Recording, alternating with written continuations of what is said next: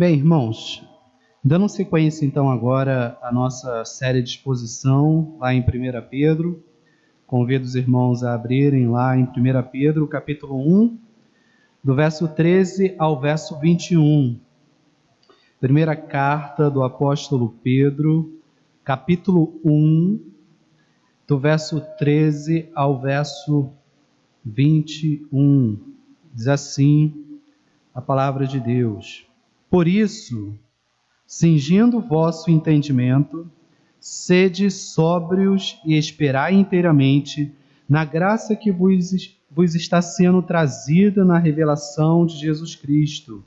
Como filhos da obediência, não vos amoldeis às paixões que tinhas anteriormente na vossa ignorância.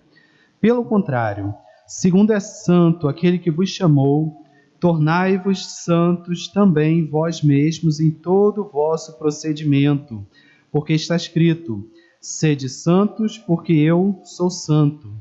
Ora, se invocais como Pai aquele que, sem acepção de pessoas, julga segundo as obras de cada um, portai-vos com temor durante o tempo da vossa peregrinação, sabendo que não foi mediante coisas corruptíveis como prata ou ouro, que fostes resgatados do vosso fútil procedimento, que vossos pais vos legaram, mas pelo precioso sangue, como de cordeiro, sem defeito e sem mácula, o sangue de Cristo, conhecido com efeito antes da fundação do mundo, porém manifestado no fim dos tempos, por amor de vós que, por meio dele, tendes fé em Deus, o qual o ressuscitou dentre os mortos e lhe deu glória, de sorte que a vossa fé e esperança estejam em Deus. Oremos mais uma vez. Deus Pai, eis aqui a tua palavra, que o Senhor me ajude a pregar com fidelidade e sabedoria, e que o Senhor abençoe aqueles que estão ouvindo também, para que, através do Espírito Santo, sejam iluminados e possam aprender um pouco mais da tua palavra. Em nome de Jesus. Amém. Irmãos, do verso 1 ao verso 12, como nós temos acompanhado até aqui, que nós finalizamos semana passada, nós temos visto a atuação do Deus Trindade na salvação do homem. Primeiro sermão, do verso 1 ao 2, a gente viu a atuação trinitária. Depois, do verso 3 ao verso 12, a gente viu também como que o Deus Trindade, Deus Pai, Deus Filho, Deus Espírito Santo, está atuando na nossa salvação. E tanto é verdade que lá no verso 2 a gente vai ver isso bem enfatizado, né? Quando Pedro diz assim: eleitos segundo a presciência de Deus Pai, em santificação do Espírito, para a obediência e a expressão do sangue de Jesus Cristo. Então, a gente vê aqui que tanto o Pai, quanto o Filho, quanto o Espírito Santo estão trabalhando na salvação do homem, né? E uma coisa que sempre surge, né? Uma coisa interessante que sempre surge quando se fala da atuação do Deus Trindade na salvação do homem, é a questão: qual é a participação do homem nisso, né? Alguns ousam dizer que nenhuma, que o homem não faz nada, né, que o homem não participa com coisa nenhuma, mas queria dizer que isso é uma inverdade, que isso é mentira, pois a grande participação do homem é com o pecado. Deus chega com a grande salvação, e o homem participa sim, mas ele participa mostrando a podridão do seu pecado. Então, assim, a única contribuição do homem é com o seu próprio e profundo pecado, e é apenas o Deus Trindade, que de forma unilateral, pela sua grande graça e misericórdia, que salva o homem apesar do pecado dele. E de forma mais detalhada, irmãos, vimos a atuação de cada pessoa da Trindade ali nos versos 3 ao verso 12, na salvação do homem. Só lembrando, para que a gente não perca de vista aí o contexto, como que essa grande salvação pôde, para Pedro, trazer paz e esperança em momentos de sofrimento, já que aqueles cristãos a quem Pedro dirige a sua carta estavam sofrendo perseguição, eram cristãos dispersos, como a gente tem visto até aqui, e correndo sérios riscos, inclusive, de perderem a sua vida. E para Deus, o que poderia trazer conforto aos cristãos em momentos de dor e dificuldade, nada mais, nada menos do que o Evangelho do Deus Trindade. Algumas pessoas pensam que o que pode trazer conforto talvez seja dinheiro, talvez seja fama, status, um evangelho do coach, muitas propriedades, ser bem visto, ter muito status, enfim, não, essas coisas não trazem conforto.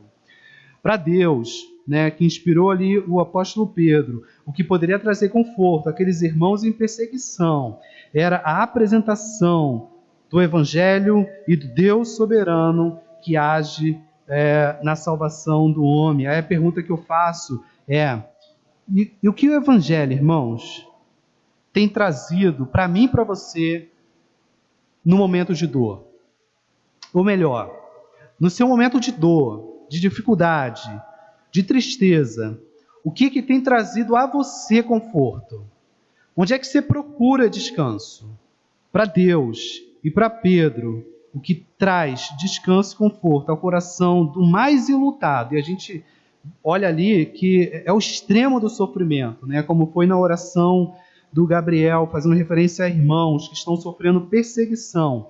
Ali era extremo sofrimento, e nosso sofrimento não é nada comparado ao que eles estavam passando. E muitas vezes a gente procura outros tipos de conforto, né? Quando na verdade a Escritura fala que o nosso maior conforto é o Evangelho de Cristo Jesus. Então que a gente pense seriamente nisso, pois me perdoe a repetição, que eu venho falado aqui muito, né? Às vezes as pessoas estão atrás daquele conforto, daquele evangelho da autoajuda, né? O que está muito em voga hoje, o coach, aquele evangelho que tenta acalmar o homem e trazer paz com palavras bonitinhas, palavras enfeitadas, palavras com um fundo musical que traz um bem-estar momentâneo, aquelas palavras de efeito, mas o que os homens pouco percebem é que esse evangelho do coach funciona como um tipo de ansiolítico.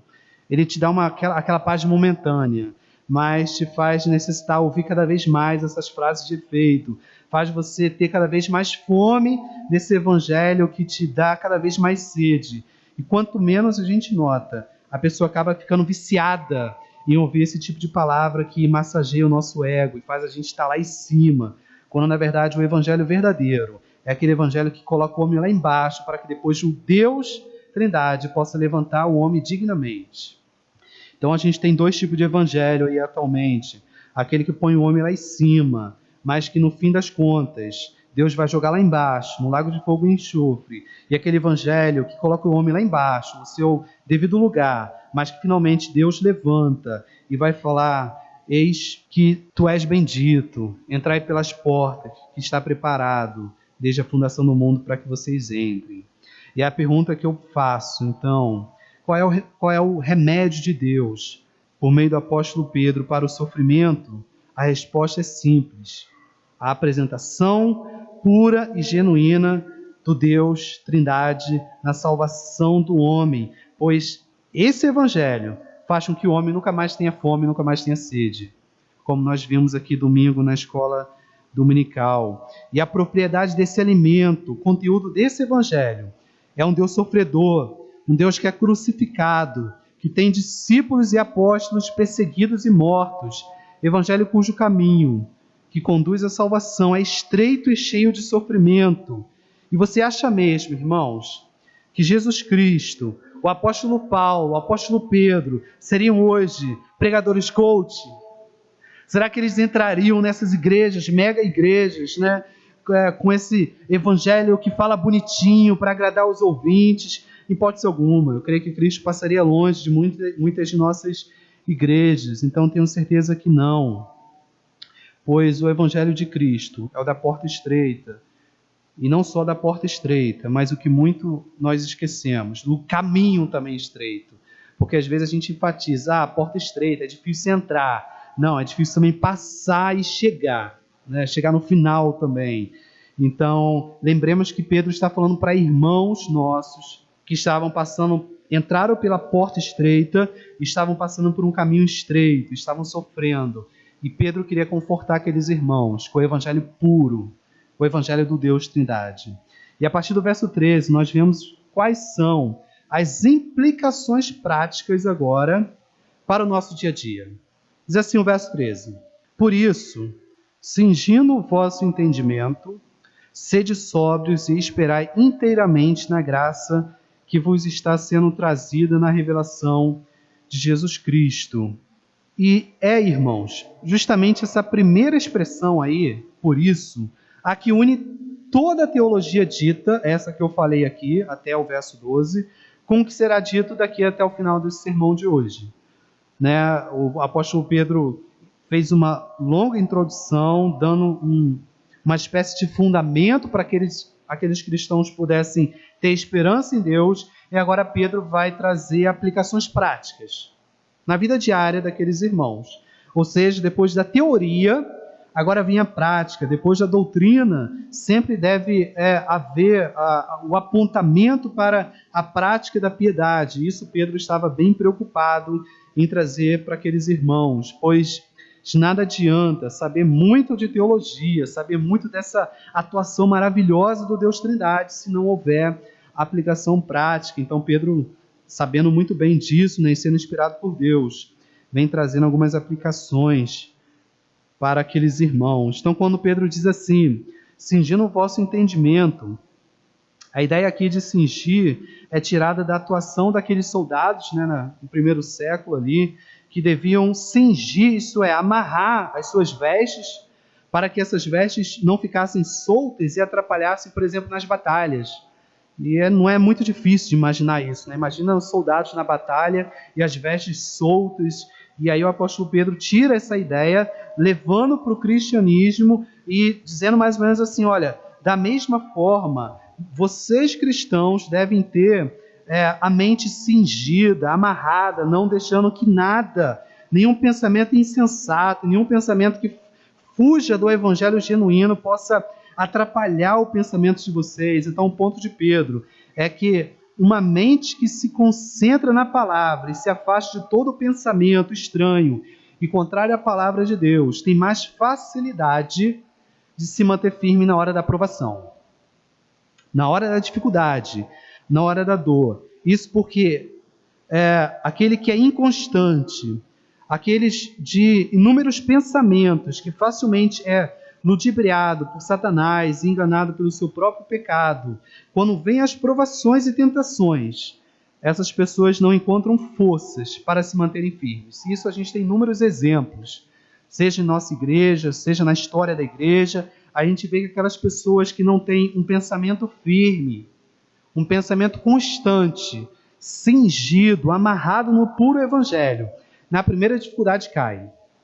Na primeira dificuldade abandona a igreja, na primeira dificuldade entra em depressão, entra em crise, tem inúmeros pensamentos fora do evangelho. Então o que Pedro faz aqui é trazer para aqueles irmãos o seguinte, olha, vocês estão sofrendo, mas eu quero trazer aqui uma aplicação prática para vocês. Cinjam o pensamento de vocês.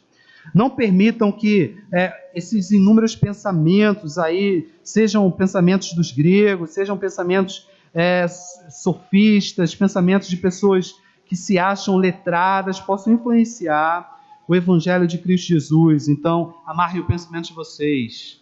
Não deixe que nada polua o puro Evangelho, para que no momento da dificuldade vocês tenham firmeza, pensamento firme, pensamento no Evangelho. Dando continuação no verso, Pedro fala também, sejam sóbrios. E ser sóbrio, inclusive aqui na carta de Pedro, né, primeiramente faz a referência direta à bebida alcoólica, tanto aqui quanto quando Paulo fala para Timóteo a respeito da bebida alcoólica, quanto Paulo fala também em Efésios a respeito da embriaguez. Mas veja o seguinte, o problema da bebida não é a bebida em si mesma. A Escritura sempre foi contra a embriaguez, ou seja, contra o excesso e ao escândalo que ela causava, mas o grande problema é o que a embriaguez causa, que é a falta do domínio próprio e a falta dos sentidos em perfeito estado. Então aqui quando Pedro fala em ser sóbrio, o que ele está trazendo é estar em pleno domínio da sua capacidade racional. Na vida prática, isso significa ter equilíbrio, ser calmo, controlado e sempre ponderar as coisas, nunca agir por precipitação, E a partir disso, irmãos, quero trazer aqui uma primeira aplicação, talvez muito importante para a nossa igreja, para os nossos dias, para a igreja de modo geral. Eu vejo nas igrejas, e aqui eu falo de modo geral, muita gente desequilibrada, muita gente embriagada nos seus sentidos, né? Eu penso que o ponto de Pedro aqui é mais do que embriaguez no sentido literal, mas a embriaguez no sentido do desequilíbrio das emoções, desequilíbrio dos sentidos, da sua racionalidade. E aí, diante da dor, né, como era aquele contexto, a pessoa desequilibra, perde a noção. Muita gente que age por impulso nas igrejas, muita gente que fica melindrada por qualquer coisa. Às vezes o pastor fala uma palavra um pouco mais pesada, o irmão fala, não gostei da palavra do pastor, não gostei do que ele falou, o pastor mandou indireta, o pastor falou isso, não gostei do que o irmão falou para mim. E aí as pessoas são muito melindradas hoje, principalmente nesse século do politicamente correto, que tem influenciado muito a nossa cultura e tem entrado, infelizmente, na igreja também. Aí qualquer coisa desagrada o irmão. Qualquer coisa faz o irmão agir de forma precipitada. Faz o irmão não ir mais às reuniões, não participar mais dos cultos, não ir mais aos cultos de ensino. Enfim, de modo geral, faz com que os irmãos tomem atitudes de forma embriagada, como se estivesse completamente descontrolada. Isso é muito ruim, irmãos, porque mostra um cristianismo completamente descontrolado. Por isso que Pedro fala que, olha, sejam ponderados, sejam sóbrios. As coisas não devem acontecer dessa forma, né? Não deve acontecer de uma forma que a gente envergonha o evangelho de Deus. Mas a gente deve ter sempre o equilíbrio que honre o evangelho do Senhor. Por isso Pedro traz essa importante exortação da sobriedade, do equilíbrio e da constância. E o verso 13, melhor dizendo, termina com aquela ideia que eu já tenho desenvolvido aqui bastante, que é a contemplação da glória da graça futura. Quando ele diz assim, esperai inteiramente na graça que vos está sendo trazida na revelação de Jesus Cristo. Sabe quando a gente estica o pescoço e fica na pontinha do pé, irmãos, para enxergar, por exemplo, algo que está do outro lado do muro? Sabe quando a gente tem uma curiosidade, tem um muro assim, aí tem algo belo do outro lado do muro, a gente fica na ponta do pé, estica o pescoço. A ideia aqui é mais ou menos essa. Quando Pedro fala assim, olha, mantenham firme a esperança no futuro, é como se ele dissesse assim, olha, mantenham o pescoço esticado, fiquem sempre na ponta dos pés, pois esse muro, essas dificuldades, essas provações não podem tirar de vocês a contemplação e o vislumbre da graça futura. Quando o evangelho é precioso para nós, irmãos, a nossa posição diante do Senhor é de joelhos em oração e com o pescoço esticado na pontinha do pé, em contemplação e adoração ao Senhor, que está logo ali, atrás do muro, nos esperando. A glória futura da graça de Deus está sempre nos esperando. É a nossa posição sempre, é na ponta do pé e com o pescoço esticado, pois essa é a nossa esperança diante da dor e do sofrimento. Agora vejamos, irmãos, os versos 14 a 16. Diz assim, como filhos da obediência, não vos amoldeis às paixões que tinhas anteriormente na vossa ignorância. Pelo contrário, segundo é santo aquele que vos chamou, tornai-vos santos também vós mesmos em todo o vosso procedimento. Porque está escrito, sede santos porque eu sou santo. Nesses 3 versos aqui, Pedro fala de santidade. Uma palavra pouco falada hoje, né? A gente vê congressos de prosperidade, congressos tudo voltado para o homem, para o egocentrismo, mas pouco voltado para congresso da piedade, congresso da luta contra o pecado, congresso de uma vida de mais santidade. A gente pouco vê isso. Então aqui Pedro fala de forma muito clara que o cristão não pode, em momento algum, voltar a se amoldar às paixões do mundo, as paixões que nós tínhamos anteriormente. ou seja, entrar na forma do mundo, praticar os pecados antigos cometidos na época da ignorância. A preocupação de Pedro aqui, então, é com a santidade daqueles irmãos que estavam sofrendo perseguição. Isso porque é difícil, irmão. Pensa o seguinte: é difícil continuar lutando por uma vida de pureza na hora do sofrimento. Porque muitas vezes, na hora da dor, o homem se entrega às suas antigas paixões.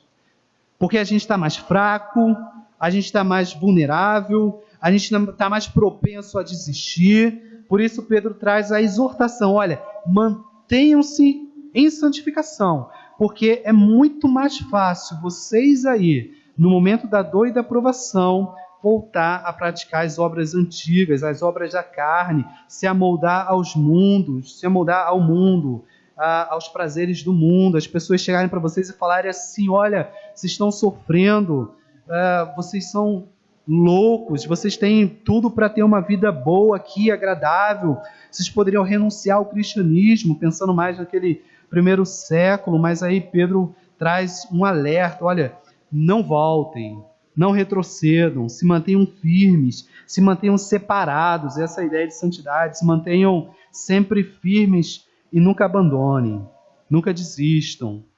E diante da luta, sempre diante da dificuldade, sempre lutem para manterem firmes em santidade. Mas sabendo dessa dificuldade, Pedro traz essa exortação para aqueles cristãos, para que eles possam sempre lutar e nunca desistir. E Pedro usa inclusive o Antigo Testamento para dizer para que eles nunca parem. Quando ele faz referência lá a Levítico, capítulo 11, verso 44, ele diz assim: sede santos, porque eu sou santo. Essa é a razão fundamental. Não é para parecer piedoso ao outro, não é para parecer um santarrão, não é porque as pessoas precisam ver que nós somos santos. Não é esse o fundamento, não é essa a razão. Mas a nossa santidade é porque o nosso Senhor é santo. Em outras palavras, Deus deseja que busquemos ser iguais a Ele. Assim como o filho herda a natureza do pai, assim como o filho parece com seu pai, né? Da mesma forma precisamos viver em santidade, em razão da natureza do nosso Pai Celestial, do nosso Senhor, que é santo, isto é, separado, um outro diferente de nós. Assim devemos também buscar ser diferente dos não cristãos em todo o nosso procedimento, seja na escola, seja no trabalho, seja em qualquer ambiente que nós estejamos, que nós possamos ser santos, ou seja, termos a característica e a aparência do nosso Deus, que é santo.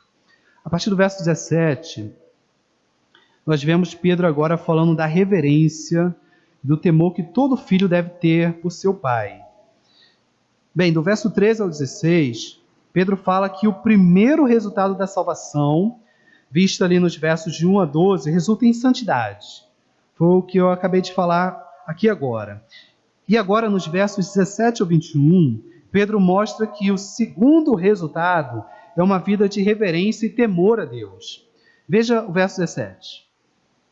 Ora, se invocais como Pai aquele que, sem acepção de pessoas, julga segundo as obras de cada um, portai-vos com temor durante o tempo da vossa peregrinação. E talvez, irmãos, esse verso seja difícil de se praticar pela seguinte aplicação que eu apresento agora aos senhores. E o ponto aqui é a relação de respeito e temor, né? Entre pai e filho.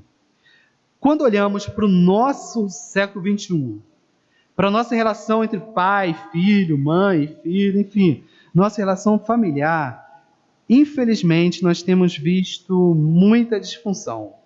São pais reféns dos seus filhos, são filhos extremamente desobedientes e insubordinados aos seus pais, são pais sem autoridade, são pais que não disciplinam seus filhos, portanto não amam, são pais que não usam a vara como disciplina para cuidar dos seus filhos, como manda a Escritura Sagrada. E o resultado, irmãos, é a falta de respeito que muitos filhos têm por seus pais. Aí, se não há temor familiar entre pai e filho, como vai haver o entendimento correto e a prática correta desse verso? Né? É muito difícil a aplicação, pois a própria prática aqui na terra já tem sido completamente deturpada. É por isso que esses mesmos pais que têm filhos insubordinados dessa forma são também extremamente insubordinados a Deus. Pois é uma questão muito lógica. São pais cristãos insubordinados primeiramente por não educarem seus filhos de forma bíblica. E em segundo lugar, porque não sabem o que é ter o respeito de seus filhos como filhos de Deus. Também não saberão respeitar a Deus de forma devida. Uma questão muito lógica. Pois se eles não têm o respeito como pai, como é que eles vão saber também respeitar o Pai, né, o nosso Senhor e Salvador? Veja, no verso 17, temos tanto a palavra pai como a expressão julgar. O ponto é que Deus não é condescendente com os erros de seus filhos. E quando é dito aqui que Deus não faz acepção de pessoas, devemos entender que Deus tem seus filhos, mas não tem seus favoritos. Ele sempre vai tratar todos os seus filhos de modo coerente e com justiça. Isso significa que a vara da disciplina do Senhor está sempre pronta e disponível a todos os seus filhos, sem exceção. Da mesma forma, pais e mães devem ter sempre a vara pronto para disciplinar seus filhos. Aí fica aí um exemplo, né, para a nossa igreja, que a gente possa estar sempre olhando para essa questão da disciplina, mas porque é sempre bom lembrar que essa é a maior prova do amor de Deus para conosco, pois Deus só disciplina quem ama. E quanto aos pais que não disciplinam seus filhos, eles nunca devem ousar abrir a boca para chegar a dizer eu te amo, pois isso é mentira. Pois pai que não disciplina seu filho, odeia seu filho. Verso 18.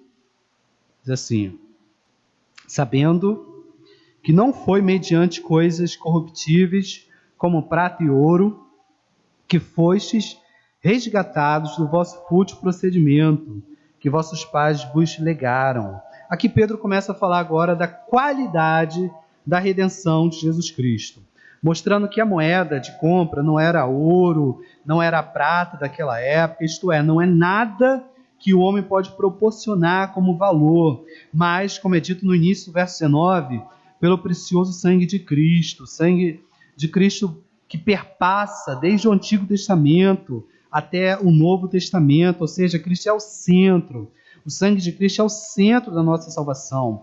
Toda a Escritura, por assim dizer, é borrada com o sangue precioso do Cordeiro, de Jesus Cristo. No Antigo Testamento, claramente, né, tipificado pelo sangue de um animal inocente, mas no Novo Testamento pelo próprio Cristo, o próprio Cordeiro que foi imolado. Ele é o autor da nossa redenção e é Ele quem nos liberta do nosso cativeiro. E no final do verso 17 é dito que fomos libertos, resgatados do nosso fútil procedimento que nossos pais nos legaram, e dando aqui a ideia de que a nossa culpa é antiga, de que de geração a geração o homem tem herdado essa culpa de Adão, né? E que Jesus Cristo veio, segundo Adão, veio para nos resgatar, veio para ser o nosso Redentor. E a grande pergunta do Evangelho é: nos resgatar de quê, irmãos? De quem? Alguns falam que fomos livres do pecado, o que é verdade, absolutamente verdade. Outros falam que fomos libertos das garras de Satanás, o que também é uma verdade espetacular, pois o Evangelho de Deus é tremendo, é poderoso, nos liberta das garras de Satanás. Outros ainda falam que fomos salvos, fomos redimidos de nós mesmos, do nosso egoísmo, do nosso ego, o que é também correto. Todavia, entretanto, irmãos, essas respostas que são válidas, elas são fundamentadas em uma outra resposta. Existe uma outra resposta a essa pergunta, que é o fundamento para todas essas que eu dei aqui, que é o seguinte: veja, qual era o maior problema do homem? O maior problema do homem era com Deus. Deus que se mostra aqui como juiz e o homem como um pecador. E diante de um Deus juiz e um homem pecador, existe no meio uma sentença justa de Deus. Então, quando Cristo veio nos livrar, Ele veio nos livrar de quê, irmãos? Muito claro, né, a resposta. Veio nos livrar da sentença, dessa condenação divina. Usando as palavras claras, Deus veio nos livrar da ira de Deus, da justa ira de Deus sobre pecadores, impenitentes, que mereciam condenação. E Ele só poderia fazer isso se colocando no nosso lugar e assumindo os nossos pecados naquele madeiro. Essa é a razão por que dizemos que na cruz, Cristo estava sofrendo a ira de Deus no nosso lugar e garantindo a nossa redenção. Irmãos, que precioso sangue, que precioso evangelho. Fomos salvos da ira de Deus por meio de Deus, pois Cristo é Deus, 100% homem, 100% Deus. Apenas Deus poderia fazer isso. E glória eternamente a Deus por isso, porque nenhum outro homem poderia fazer isso a não ser o próprio Deus. E como é dito no verso 19, mas pelo precioso sangue, como de cordeiro, sem defeito, sem mácula, o sangue de Cristo, o único que poderia ser esse mediador entre Deus e os homens, não tendo nenhum defeito, nenhum pecado. O único seria Jesus Cristo, 100% homem, 100% Deus. Natureza humana, porque foi um homem que pecou contra Deus. E natureza divina, porque só Deus, para suportar a ira de Deus, e só Deus pertence à salvação. E que nós devemos ter sempre a ciência que esse Deus nunca foi um plano B após a queda, como muitos dizem, porque veja como é dito aí no verso 20: conhecido com efeito antes da fundação do mundo, porém manifestado no fim dos tempos por amor de vós. Nosso Salvador, Jesus Cristo, nos planos eternos de Deus, já havia sido imolado, já havia sido morto antes da fundação do mundo. Ele não veio como uma resposta ao pecado. Ele não veio como um plano B, como muitos pensam, como muitos querem dizer, como se algo tivesse saído errado do controle de Deus e o Senhor teve que improvisar um redentor. Houve uma queda, vamos criar aqui um plano B. Jesus Cristo, vem cá. Não foi isso em hipótese alguma. Pedro deixa claro aqui que Cristo é um plano eterno de Deus, antes da fundação do mundo. Nos planos perfeitos do Senhor sempre houve já a redenção. Nos decretos do Senhor já havia o Cristo morto para a salvação dos seus filhos, sendo esse Filho manifesto no fim dos tempos, isto é, na cruz, por amor de mim, por amor a você, por amor a nós. Finalmente, verso 21, que por meio dele tendes fé em Deus, o qual o ressuscitou dentre os mortos e lhe deu glória, de sorte que a vossa fé e esperança estejam em Deus. Aqui Pedro fala uma coisa importante, irmãos, que é por meio de Cristo que temos fé em Deus. Isso é importante porque existem muitas pessoas que falam, principalmente muitos famosos, que falam assim: eu creio em Deus, eu acredito em Deus. Bem, até Satanás cria, segundo Tiago. Até Satanás crê em Deus. Isso não significa nada para ele. Então não adianta crer em Deus se não acreditar na obra redentora do Cristo Jesus. Pois Cristo é o caminho. Então nesse verso Pedro ainda ressalta a ressurreição de Cristo. Lembre-se que aqui ele está falando para pessoas em perseguição, pessoas em sofrimento, que estavam inclusive perto da morte. Então o argumento de Pedro é de uma esperança extraordinária, irmãos. Primeiro, ele falou nos versos anteriores da redenção em Cristo, por meio da morte dele, substitutiva, sacrificial em nosso lugar, o que nos garantiu, pense bem, a libertação da ira de Deus e da condenação eterna. E agora Pedro fala da ressurreição de Cristo, que para nós é a garantia da nossa própria ressurreição e da ressurreição daqueles irmãos em perseguição que estavam perto, inclusive, da morte. Então isso era uma esperança grandiosa para aqueles irmãos que estavam diante da morte. Cristo ressuscitou, vocês também vão ressuscitar. E a esperança de todo aquele que sofre e que sabe que um dia irá partir é que Cristo ressuscitou, pois se ele não tivesse ressuscitado, vã é a nossa esperança. É por isso que no final do verso, Pedro fala que a nossa fé e a nossa esperança devem estar sempre nele, de que um dia, o mesmo Cristo que morreu e ressuscitou, virá em glória nos buscar. E iremos para a glória, habitar com nosso Senhor e Salvador eternamente. Então, que essa mesma esperança, irmãos, que para aqueles cristãos a quem Pedro escreve, trouxe esperança para eles, possa ser a minha e a sua esperança na minha dor e na sua dor. Pois eu sou homem, como vocês, sinto dores também, estou sujeito aos sofrimentos como vocês. E essa mesma palavra tem que trazer esperança a mim, esperança a vocês também, que nós mantenhamos a nossa fé sempre firme nele, para que juntos possamos chegar lá.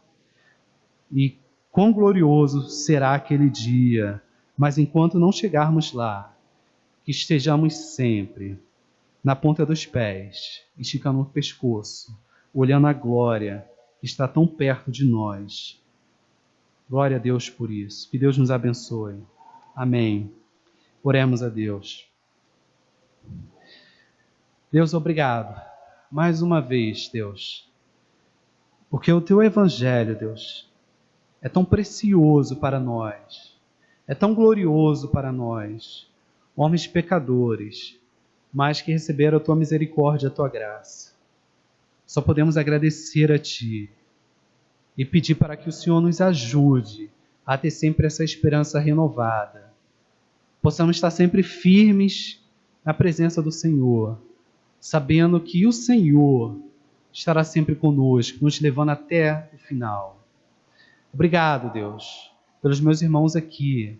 Ajuda-nos a praticar tudo aquilo que ouvimos, para a glória do Teu nome e para a nossa satisfação em Cristo Jesus. Amém e amém. Deus abençoe, irmãos.